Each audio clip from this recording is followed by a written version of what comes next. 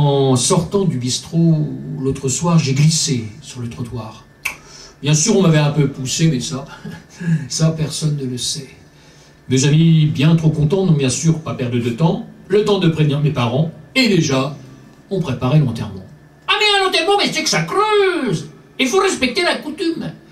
disait une tante superstitieuse et vorace, comme pas une.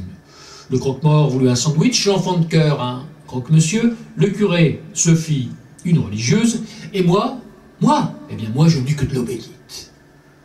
Quand le grand moment arriva, j'étais tous complètement en sous, mais quand le cercueil dégringola, ça m'a réveillé tout d'un coup. Personne n'a prêté attention au fait que je sois conscient, un éléphant rose, un mort-vivant, c'est du pareil au même, ma bonne maman. Quand le cercueil est tombé dans le caveau, j'aurais pu me rompre les os. Mon Dieu que la terre est basse, surtout à 6 mètres de la surface. J'ai cru qu'il me délivrait, mais c'était la terre qui tombait. À intervalles réguliers, il m'envoyait une bonne pelletée. Et puis le bruit s'est estompé, le silence m'a cerné. Oh, rien à craindre des voisins, c'est un cimetière, pauvres gens bien. Depuis j'attends un tremblement de terre ou bien une bonne guerre, pourvu qu'elle soit pas nucléaire, sinon en sortant de quoi j'aurais l'air. C'est une concession à perpète, j'ai 99 ans à tirer. C'est pas que le soir je m'embête, mais parfois j'irais bien au ciné. Je suis un mort-vivant, je perds mes cheveux, bouffer les pissenlits par la racine. Au bout d'un moment, ça déprime. Samedi matin quand les cloches sonnent, qu'elle nous réveille comme des klaxons, Nina se moque des mariages, elle dit que c'est con comme un nuage, nous raconte son aventure avec Yvon, le roi de la peinture. Un jour d'octobre, jour de vendange, il lui a dit « Hé, je suis Michel-Ange !» Quand on est simple, quand on est pur, on croit les gens sur leur figure. Qui se dit peintre est un artiste, va le croire serait trop triste. Il était jeune, il était beau, il était russe, un vrai héros. Comme Pierre le Grand dans ses beaux jours, quand il créait Saint-Pétersbourg. Nina la mouette tient le vin du chien qui fume place Gambetta. Tout le monde adore ces histoires, on vient entrouiller les vers qui font des trous dans mon cerveau et se régale de mes vices, des colonies de vermisseau pour les lambeaux de mes paupières, font les lanières avec ma peau et me suçotent les maxillaires. Adieu l'amour, mes génitaux sont devenus de la poussière. Les petits vieux qui se mettent dans le fond pour raconter comment c'était quand c'était mieux. Quand il n'y avait pas de DVD, de MP3, d'ordinateur, on prenait le temps de s'écouter et les enfants mangeaient à l'heure. Devant le billard du Grand Café, il y a toujours des gigolos qui prennent des poses de kéké et sont des films dans leur cerveau. Ils cherchent des blondes sophistiquées qui ressemblent à Marilyn Monroe, mais ils ne savent pas où les trouver parce qu'il y a des brunes dans les bistrots. À la terrasse du Grand Café, il y a toujours des lycéens qui draguent des filles apenaillées comme dans les films américains. L'oreille collée au téléphone, ils n'arrêtent pas de se raconter des histoires folles, des histoires drôles, inspirées de séries de télé. Devant le comptoir du Grand Café, il y a toujours de vrais poivreaux aux yeux exorbités qui lisent l'avenir dans le Pernod. Des philosophes du blanc sec qui passent leur temps à étudier les meilleures façons de se rincer le bec sans avoir rien à débourser. Après 5 heures au Grand Café, il y a toujours des solitaires qui noient leur soif de société sous les glaçons au fond de leur verre. Ils cherchent celui ou celle qui pourrait bien leur faire croire qu'ils sont aimés au moins jusqu'au lendemain matin.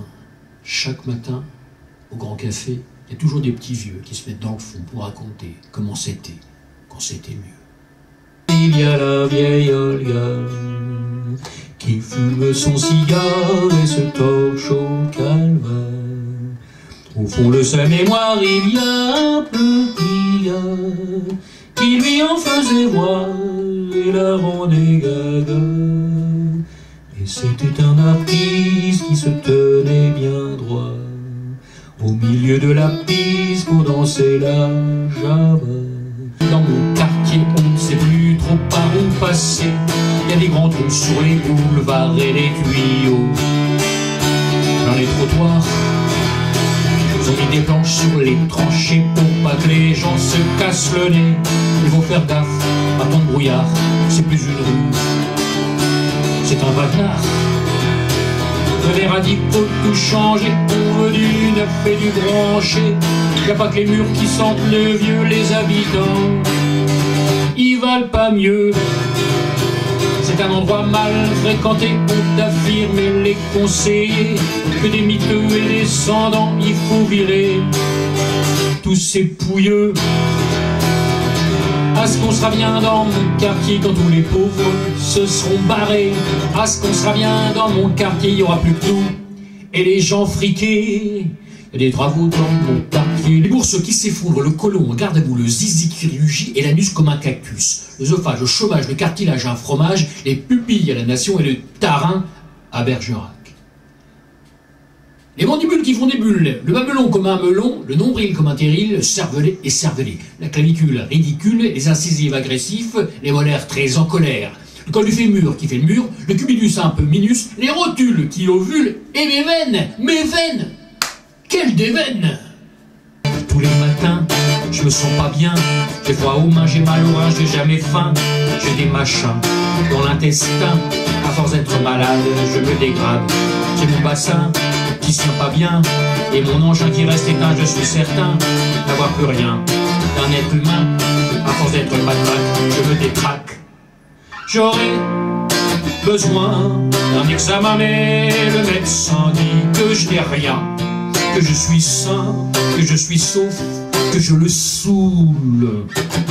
J'aurais besoin d'un examen, mais le médecin est un crétin qui ne connaît rien aux microbiens ou qui me roule. Pour me soigner, je suis obligé de me bourrer de comprimés des têtes cachées. Paulette vivait dans un meublé, 3 pièces laissées au fond de la cour, avec son homme et son mouflet entre une usine et une grande tour. Son homme bossait comme un damné dans une fabrique de revolvers. Il rectifiait les barillet pour pas que les coups partent de travers. Le gosse pleurait toute la journée en cherchant le sein de sa maman qui sans arrêt disparaissait sous les grosses paluches de ses amants. Paulette se levait très énervée et faisait taire le petit braillard en lui donnant son biberon de lait avec 3 doses de Ricard. Un jour, son homme rentra plus tôt et la trouva dans le salon en train de jouer au Mikado avec un flic sans pantalon. « Paulette, je te croyais fidèle, dit le mari désespéré. Mais toi, tu grimpes au 7e ciel, je vais descendre sans un regret. » Il se jeta sur son rival et l'étrangla comme un poulet. Puis il porta un coup fatal à la traîtresse qui l'implorait. Non! Il y a du ketchup sur mon pick-up, des taches de sang sur mon divan, des taches de vin sur mes bouquins, des vomis sur le long des murs. Il y a de la suite sur les tapis, des paquets de miel sur la moquette, des traces de pieds sur les papiers, des traces de boue un peu partout. Il y a des cafards dans les placards, des vers de terre dans les water. C'est pas normal. C'est pas normal. Il y a du Ricard sur mes costards, il y a du Pernod sur mes tricots, de la lisette sur mes chaussettes, et du café sur mes souliers, du sirop sur mes maillots, du jus de cire sur mes chemises, de la compote dans ma culotte, du boudin blanc sur mes gants blancs, des chauves-souris au-dessus de mon lit, quelques scorpions au-dessus de moi. C'est pas normal. C'est pas normal. C'est pas normal, c'est pas banal, c'est pas certain, c'est pas humain, c'est pas crédible, c'est pas possible, c'est peu croyable, c'est improbable. Tout le monde va dans mon F-Croix. Les cabinets restent bouchés,